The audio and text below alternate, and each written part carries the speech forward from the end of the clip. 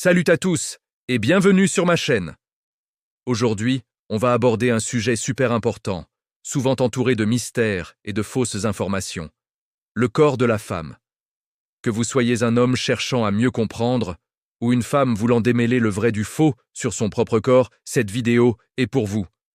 Cette phase dure en général de 3 à 7 jours. Ensuite, vient la phase folliculaire. Le cerveau envoie un signal aux ovaires pour qu'ils préparent un ovule. Un des ovaires va alors faire mûrir un ovule dans une petite poche appelée follicule. En même temps, l'utérus commence à reconstruire sa muqueuse pour se préparer à une éventuelle grossesse. Cette phase est variable en durée.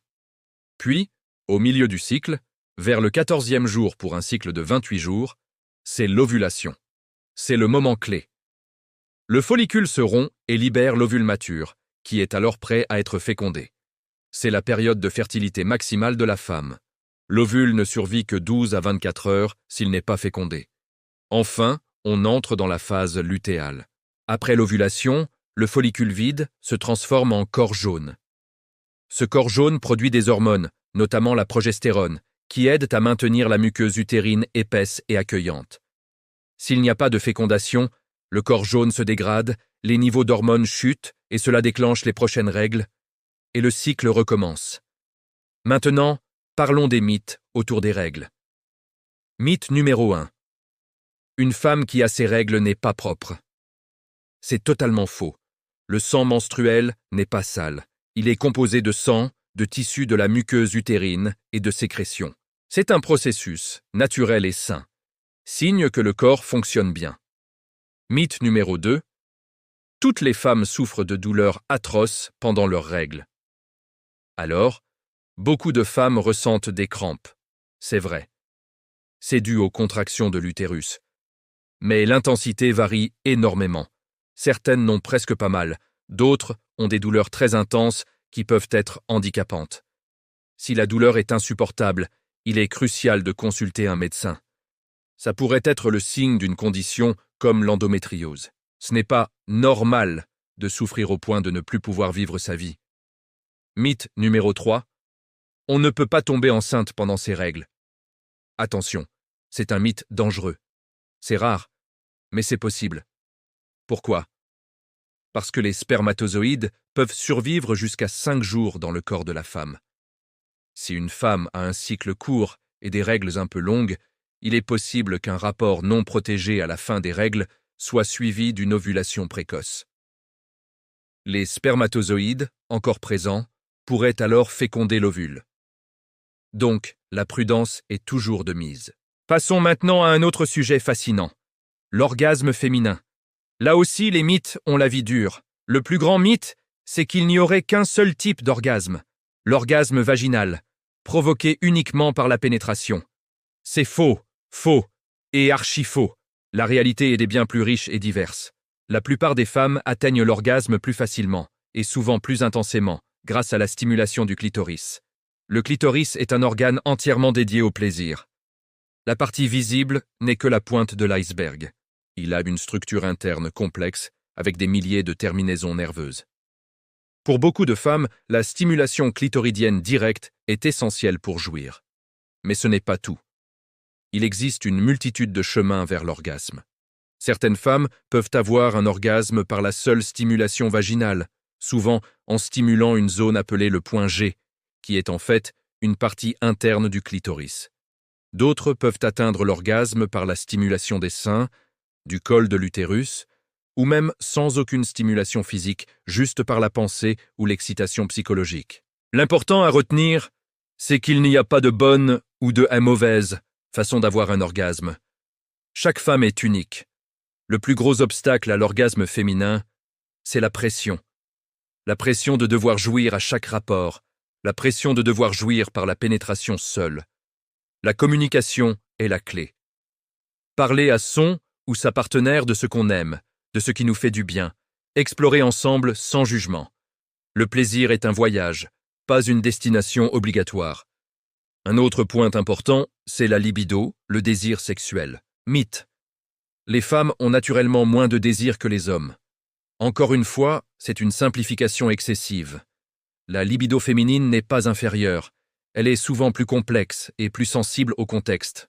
Le stress, la fatigue, les soucis du quotidien, la qualité de la relation émotionnelle, tout cela a un impact énorme sur le désir d'une femme. De plus, le désir féminin fluctue beaucoup au cours du cycle menstruel. Beaucoup de femmes ressentent un pic de libido autour de l'ovulation, ce qui est biologiquement logique.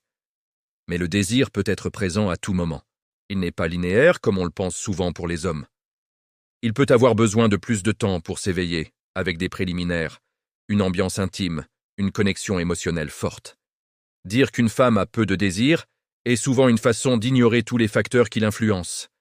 Si le désir est bas, au lieu de blâmer la personne, il est plus constructif de se demander pourquoi. Est-ce que je me sens stressé? Est-ce que je me sens connecté à mon partenaire? Est-ce que la sexualité que nous avons me convient et me procure du plaisir? C'est en se posant ces questions qu'on trouve des solutions.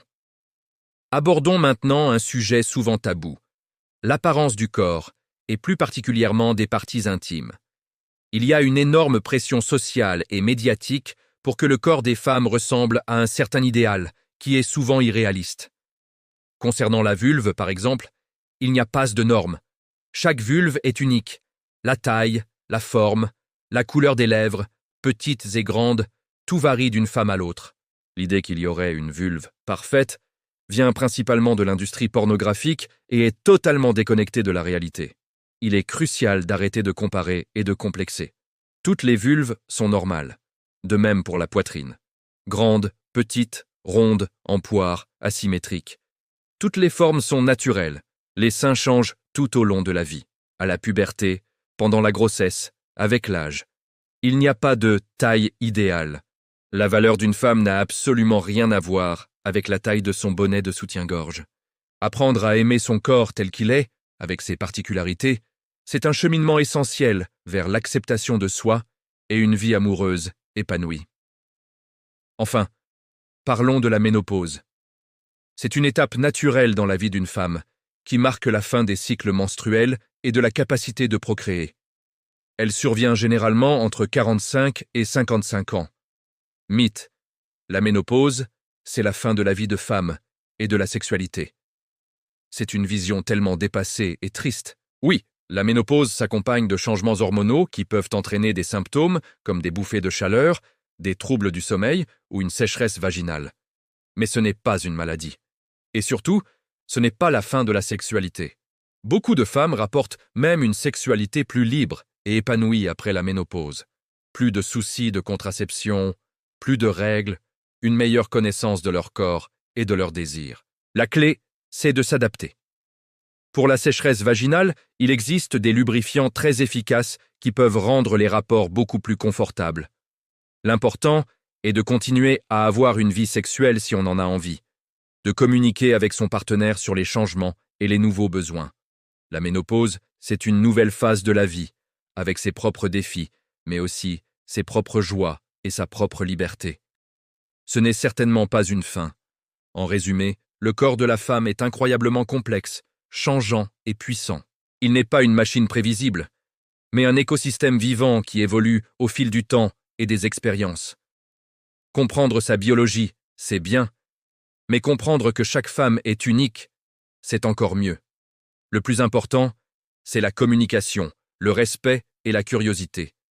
Posez des questions, écoutez les réponses sans juger. Explorez ensemble. Que vous soyez un homme ou une femme, apprendre sur le corps féminin, c'est apprendre sur l'humain.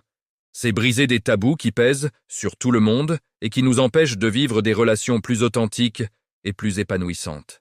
N'oubliez jamais que les informations qu'on trouve sur Internet ou dans les films ne remplacent pas une vraie conversation avec votre partenaire, ni l'avis d'un professionnel de santé comme un médecin ou un gynécologue, si vous avez des questions ou des inquiétudes. J'espère que cette vidéo vous a aidé à y voir plus clair et à déconstruire certains mythes. C'est un sujet tellement vaste, on pourrait en parler pendant des heures. Dites-moi en commentaire s'il y a d'autres mythes que vous aimeriez que j'aborde dans une prochaine vidéo. Merci beaucoup de m'avoir écouté jusqu'au bout. Si vous avez aimé cette vidéo, n'hésitez pas à laisser un pouce bleu, à vous abonner à la chaîne et à activer la cloche pour ne manquer aucune de mes prochaines explorations. Prenez soin de vous et des autres. À très bientôt.